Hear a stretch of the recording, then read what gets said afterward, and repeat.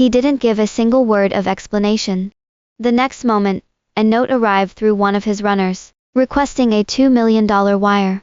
One of the lounge girls performing at La Confessione needs a proper stage setup for her residency. The private suite. Let me borrow it for now. He really knew how to borrow things. He took over the secret place we spent more than half a year building in a single second. I turned and walked out without another word. Then I looked toward my courier, and said, I want the La Confessione operation itself. And I wanted full say over it. I didn't want Zeno and another woman ruining what we had built. During the next 2 days, I fully moved my attention away from Zeno.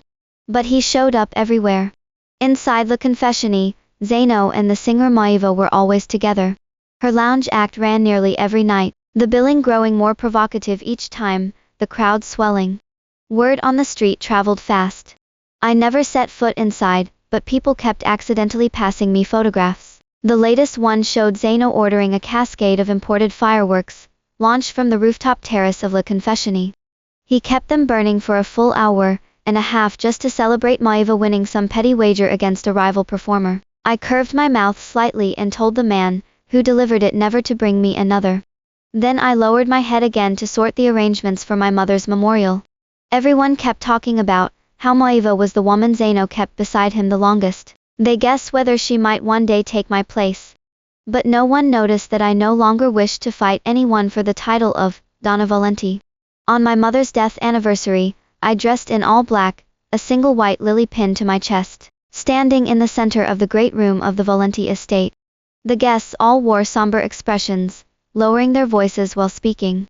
After offering their respects, they nodded at me one after another. Capos. Associates.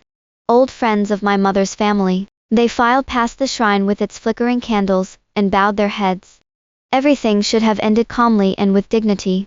Until just as I was telling the staff to guide the guests to their seats, a purposely softened, but still pointed voice came from beyond the doorway. Y'all, why is everyone wearing black? I lifted my head and saw Zeno standing at the entrance. Behind him stood a woman dressed in bright red with heavy makeup, dark curls spilling over her shoulders. She carefully leaned half her body forward, her eyes moving across the room, finally stopping on the framed photograph of my mother at the center of the shrine, the votive candles casting her face in warm, trembling light. As if she only just understood. Today.